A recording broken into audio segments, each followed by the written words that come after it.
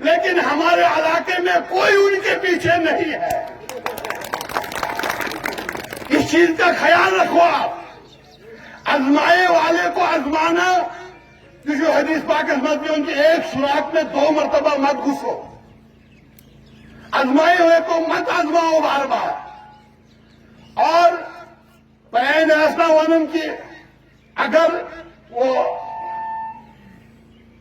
وہ جو تندور والا ہے نا جس کے پاس روٹی ہو تو اگر کاندروں کو کیا بولتے ہیں، یعنی جس کو اپنے گھر میں کھانا ہو، جس کو اپنے گھر کی صلاحیت ہو چلانے کی، وہی آدمی دوسرے کو دیکھ سکتا ہے. دوستو، جس کو اپنا مکان نہیں، جس کو اپنا گھر نہیں، جس کو اپنے پاس کچھ بھی نہیں، وہ آدمی کیا لیڈری کر سکتا ہے؟ یاد رکھو، ہم نے 15 سال سے ہم لیڈروں کے پیچھے چلے، لیکن دعا سے نار دیونت شام ہم کھا گئے.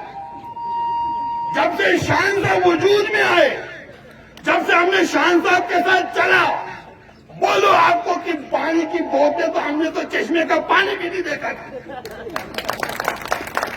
جو اللہ تعالیٰ نے ان کو دیا ہے، رجے ہوئے ہیں، اللہ نے دیا ہے. بس اب یہ ڈر رہا ہے، یہ کہہ رہا ہے کہ میری 1,50,000 سال سے اوپر جب 1,00,000 قبر میں چلے جاتی ہے، وہیں سے حساب اب ان کو آج انشاءاللہ ہم آزما لیں گے.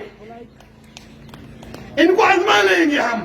بھول والو ہم آپ لوگوں کے ساتھ ہے، لیکن مبارک ہے آپ لوگوں کو. آپ کو میں نے جوش دیکھا، جذبہ دیکھا.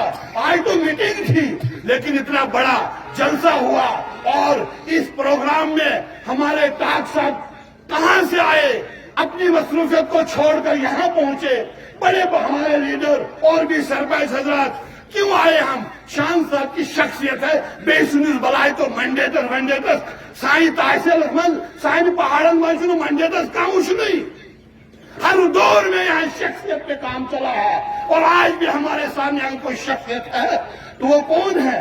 وہ شان صاحب. اللہ تعالیٰ ان کو نظر بد سے بچائے. آمین تو کہو. لیکن ظاہر پہ فتویٰ لگتا ہے. میں اپنی بات کو ختم کرتا ہوں، لیکن میں دیکھتا ہوں ذرا نعرہ کون لگائے گا، کیسے لگائے گا.